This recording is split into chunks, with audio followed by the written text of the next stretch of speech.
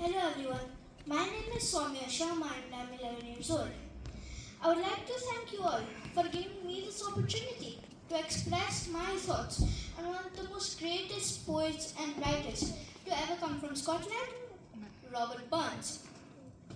Today, we have gathered to celebrate Robert Burns, who was born on January 25th, 1759 in the small village of Alloway. He grew up in a humble farming family, but despite his modest beginnings, he became one of the most greatest poets and writers in Scottish history and is loved around the world today.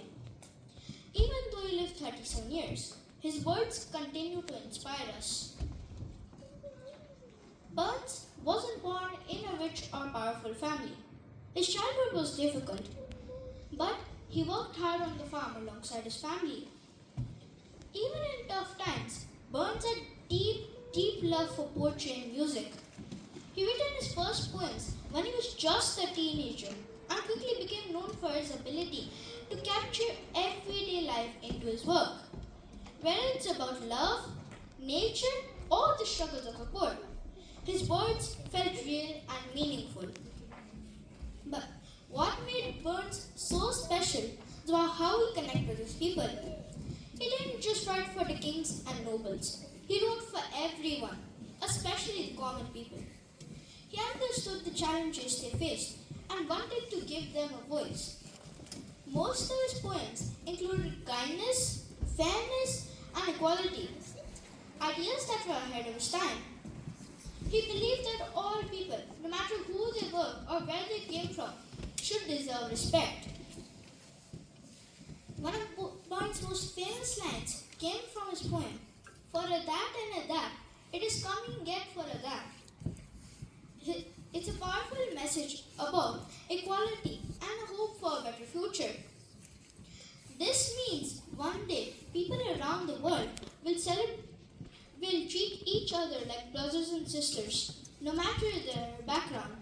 It's a message about hope and unity, which is just as important as it was when Burns wrote it. Burns also had deep love for Scotland, its people, and its beauty.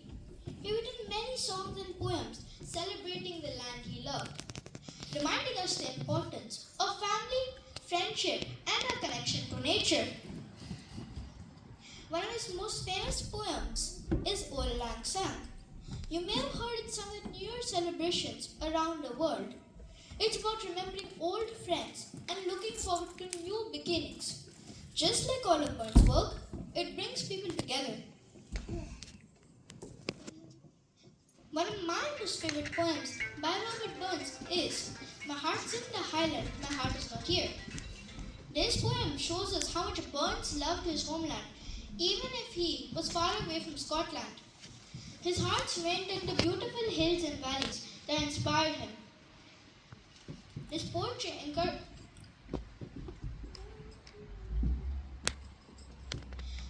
His heart remained in the beautiful hills and valleys that inspire him.